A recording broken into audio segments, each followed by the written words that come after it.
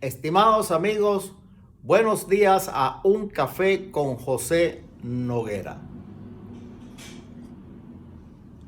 Hoy hablaremos sobre el milagro chileno.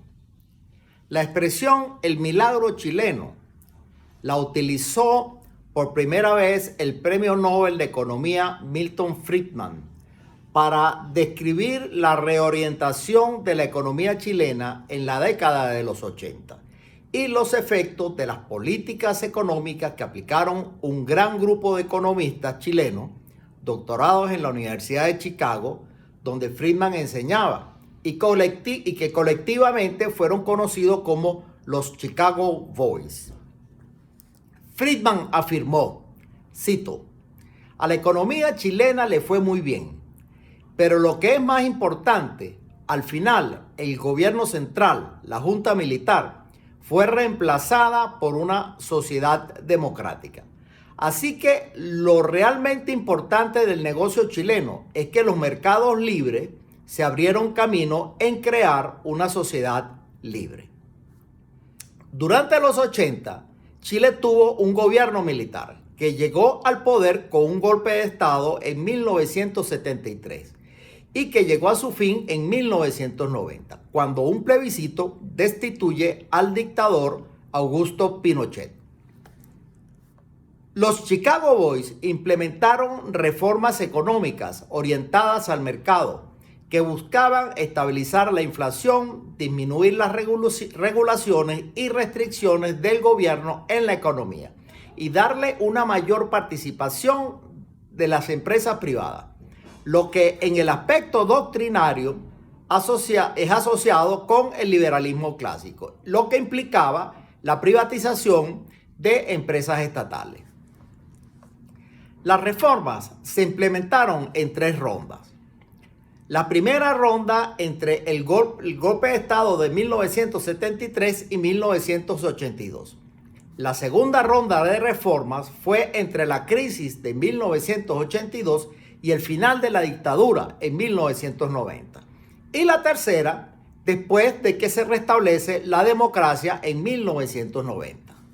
Pero analicemos la situación de Chile antes del golpe militar. En 1970, Salvador Allende es electo presidente como líder de la coalición Unidad Popular. Su política económica incluyó una serie de medidas denominadas Plan Buskovich, cuyo objetivo general era lograr una transición al socialismo por medios democráticos. Esto implicaba un programa político y económico destinado a arrebatar el control de la economía de los dueños de negocios para ponerlos en manos del Estado, para proceder a desmantelar las instituciones conectadas con el capitalismo occidental. La figura clave en la política económica era el ministro de Economía, Pedro Buskovich. En una interpretación errónea de la teoría keynesiana, Buskovich busca implementar una redistribución masiva de ingresos mediante el aumento en los salarios y el gasto público, lo que aumentaría el poder adquisitivo de la población y en consecuencia del consumo en general. Ellos pensaban que estas medidas permitirían expandir la capacidad ociosa del aparato productivo chileno y generarían un clima de prosperidad. Al final, pensaban que el gobierno saldría fortalecido, lo que permitiría avanzar en su programa revolucionario mucho más rápido. El programa macroeconómico se basaba en que el sector manufacturero tenía una amplia capacidad subutilizada debido al carácter monopolístico de la industria manufacturera y la estructura de la distribución del ingreso. En consecuencia, pensaron que si el ingreso se redistribuía hacia los grupos más pobres a través de aumentos salariales y los precios se controlaban adecuadamente, habría una expansión significativa de la demanda y la producción. Basado en esa teoría, pensaron que grandes déficits fiscales no necesariamente causarían inflación, la cual, si ocurría, sería debido a las rigideces estructurales, es decir, a la respuesta lenta o nula de la oferta a los aumentos de precios, los cuellos de botella y los precios monopolísticos, y se le restó importancia al papel de las presiones fiscales y la creación de dinero. El plan también consideraba necesaria la nacionalización de las grandes empresas extranjeras que estarían drenando la riqueza del país. Una reforma agraria que partiría los latifundios para redistribuir la tierra entre los campesinos. La transferencia de bancos y grandes empresas privadas al Estado para obtener el control sobre el crédito y los ingresos internos. Una redistribución masiva de ingresos y una agresiva política de sustitución de importaciones. Estas medidas se consideraban la primera fase y formarían la base de un movimiento social popular. Luego, con el apoyo popular de las masas, el gobierno podría hacer una transición exitosa a una sociedad socialista. El equipo económico sorprendentemente pensaba que la gestión monetaria y financiera no merecía demasiada atención. Durante el primer año, el crecimiento industrial fue de 12% y el Producto Interno Bruto creció 8,6%. La inflación cayó de casi 35% a 22% y el desempleo bajó a 3,8%. Además, Allende aumentó los salarios varias veces en 1970 y 1971, pero eran contrarrestados estos aumentos con los continuos aumentos de precios. El rápido aumento en los precios deterioraba la balanza comercial, es decir, encarecía las exportaciones y aumentaba las importaciones, por lo que la salida de capitales se fue acelerando. Solo en agosto de 1972 los precios subieron 120%. En el periodo 1970-1972, las exportaciones cayeron 24% y las importaciones aumentaron un 26%. Y las importaciones de alimentos aumentaron en 149%. Estos resultados no eran sostenibles. En 1972, la economía chilena fue peor. El precio del cobre cayó en picada de un máximo de $66 por tonelada en 1970 a solo $48 en 1971 y 1972, con los correspondientes resultados negativos para la economía, y los inversionistas privados por lo tanto se alejaron. La balanza comercial empeoró de manera alarmante y la inflación se disparó a un catastrófico 508% en 1973. Entre 1971 y 1973, el Producto Interno Bruto real se contrajo a una tasa anual promedio de 5,6% y las reservas extranjeras se desvanecieron y el gobierno anunció que no pagaría la deuda externa. Aparecieron mercados negros de arroz, frijoles, azúcar y harina, y desaparecieron productos básicos de los estantes de los supermercados. Buzkovic fue reemplazado como ministro de Economía el 17 de junio de 1972. La política de Allende había provocado una fuerte oposición de los terratenientes.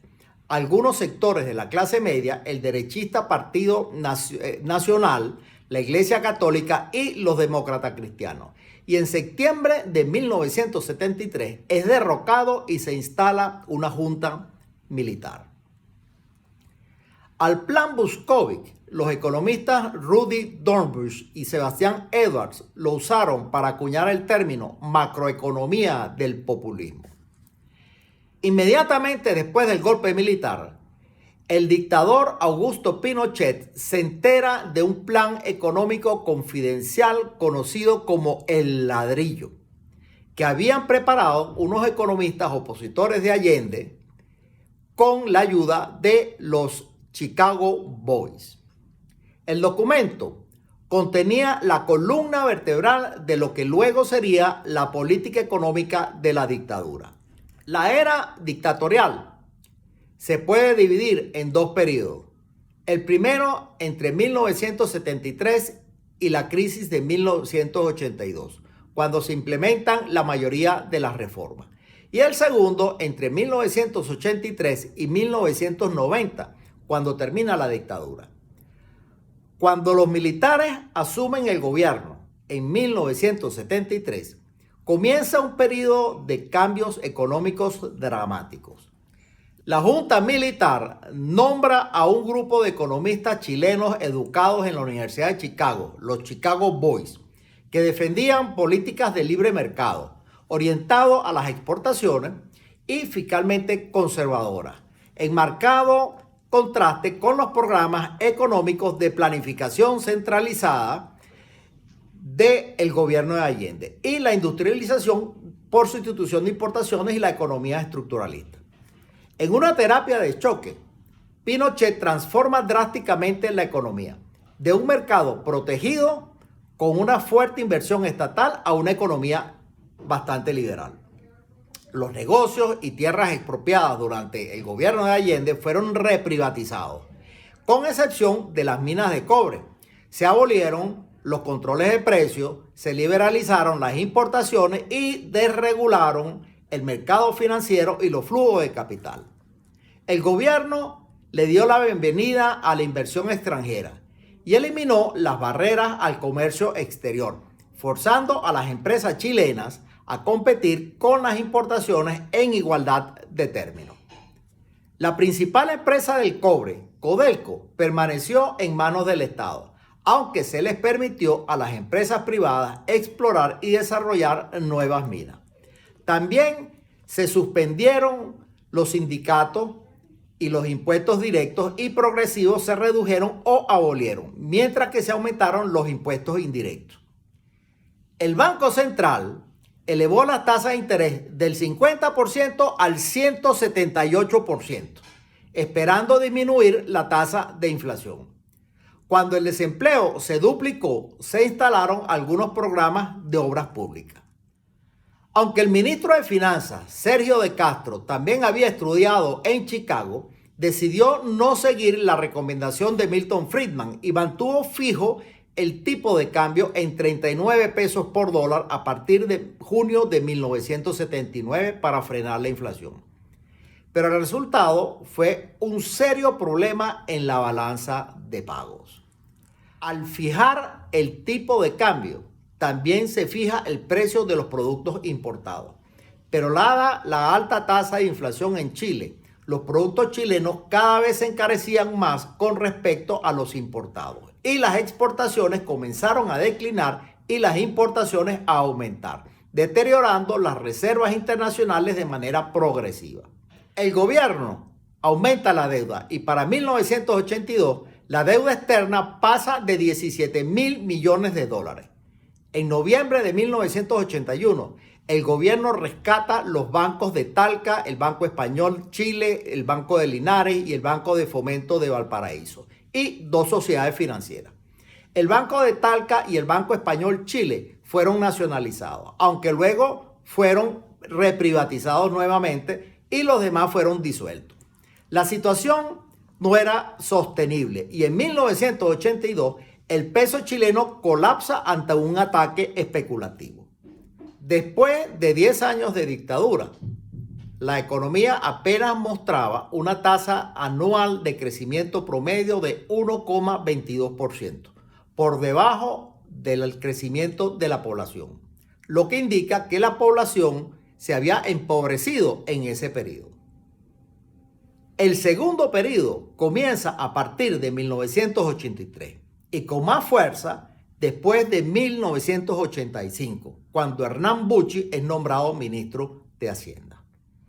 Bucci cambia la política hacia la solvencia financiera y el crecimiento económico, permitiendo un tipo de cambio flotante, lo que le dio competitividad y flexibilidad a la economía. Las exportaciones crecieron rápidamente y el desempleo disminuyó, aunque la pobreza siguió siendo un problema significativo.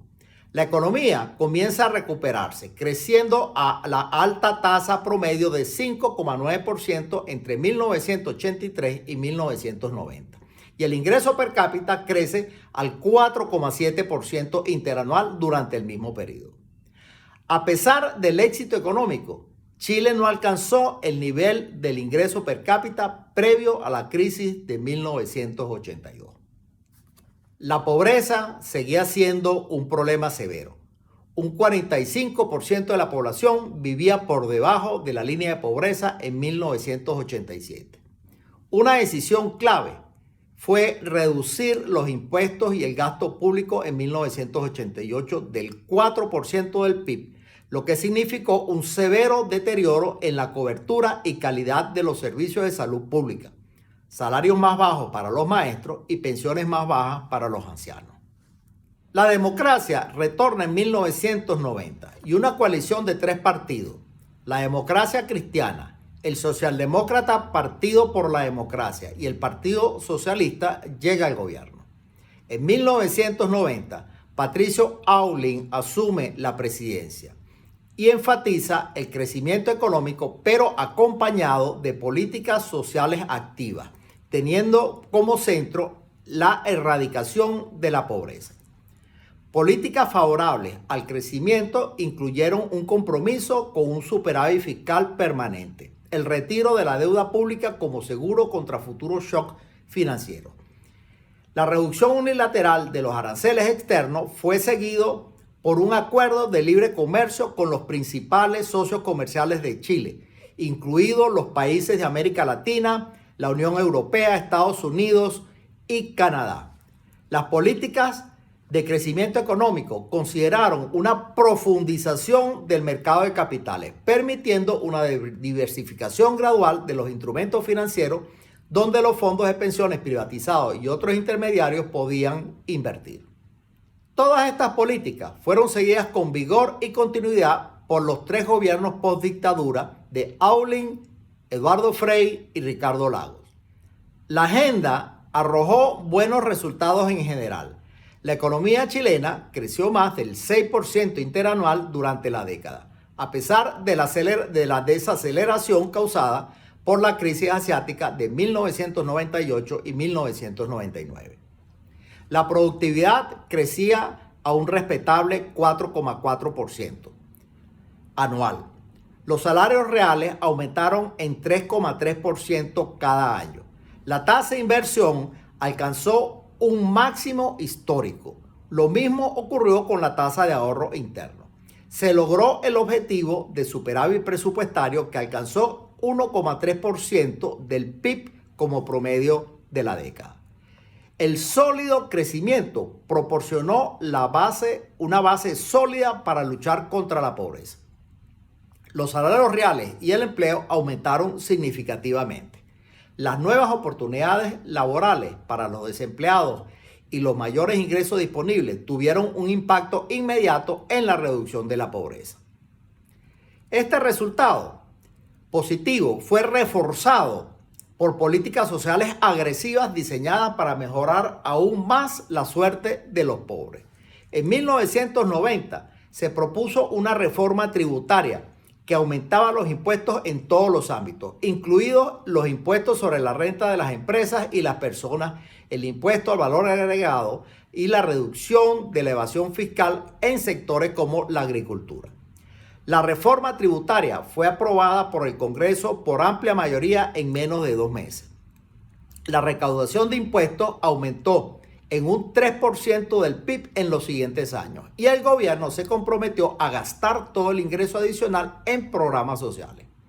Un porcentaje de la indigencia y familias que vivía por debajo del nivel de pobreza se redujo drásticamente de 38,6% en 1990 a 20% en el año 2000.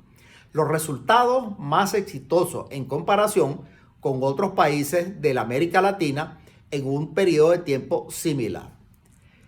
El salario real mínimo se incrementó en 17% entre 1989 y 1991 y se incrementaron las asignaciones familiares y diversos subsidios para las familias desfavorecidas, discapacitadas y desempleadas, así como las pensiones. También se extendió el gasto en salud pública, vivienda y educación, que el régimen militar había desatendido con la esperanza de forzar una privatización completa.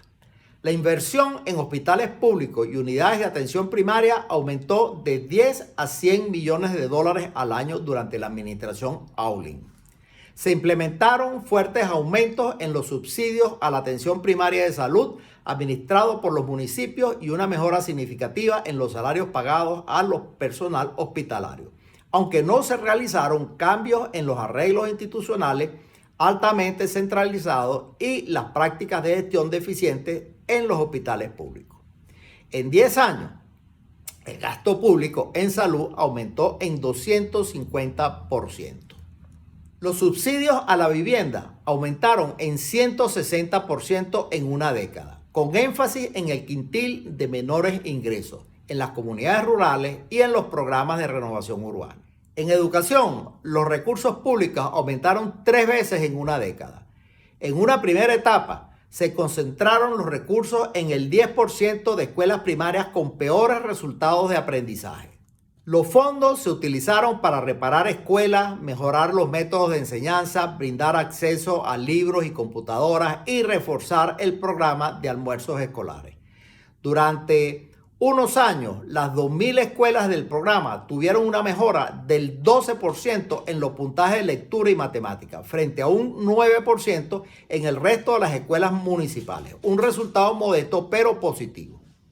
También se actualizó el material didáctico, las bibliotecas y la escuela en red a través de Internet. En una tercera fase, se extendió la jornada escolar a 8 horas pedagógicas, 1.200 horas al año, con el fin de permitir un esfuerzo más sostenido y mejorar la calidad de la educación en las escuelas más pobres. El proceso estuvo acompañado con duplicar los salarios de los docentes en términos reales en 10 años.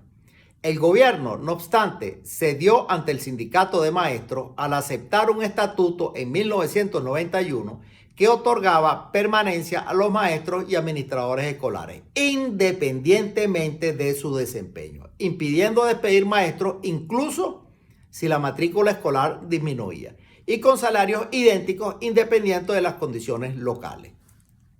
¿Las políticas sociales hicieron una diferencia en Chile o un buen crecimiento suficiente para reducir la pobreza? Estudios realizados por José de Gregorio concluyen que las políticas sociales activas sí importan y que de hecho explican el 40% de la reducción de la pobreza y el crecimiento económico explica el resto. Una forma de observar esto son las políticas de crecimiento económico durante el periodo 1983-1990, durante la segunda parte de la dictadura, que se basó únicamente en el crecimiento económico, reduciendo los programas sociales públicos, y las que se implementaron después de 1990 con las mismas políticas económicas, pero expandiendo los programas sociales. De Gregorio estima que en ausencia de los programas sociales, la pobreza en 1996 habría alcanzado 28% de la población en vez del 23% logrado. Las políticas sociales marcan una diferencia. Pero después de un primer impulso en una rápida disminución en el número de pobres entre 1990 y 1996, el proceso se desaceleró considerablemente. Según cifras del Banco Central y del Ministerio de Planificación de Chile, mientras que en 1992 634.000 personas salieron de la pobreza, para 2000 este número se redujo a 79.000. ¿Por qué? Durante la primera fase hubo políticas que combinaron un alto crecimiento económico con aumentos de salarios y del salario mínimo, programas de apoyo a las familias de bajos ingresos y mejores pensiones mínimas con un impacto inmediato en la reducción de la pobreza. El cambio de la política social con el fin de mejorar la educación y la calidad y el acceso a los servicios de salud produjo un efecto mucho más gradual y a largo plazo en la reducción de la pobreza, ya que es una inversión en la generación futura y no en la generación actual. Estos programas consistieron en expandir el financiamiento para la salud pública y la educación mediante la construcción de escuelas y hospitales, aumento de salarios para maestros y trabajadores de la salud cuya cobertura se expandió lentamente.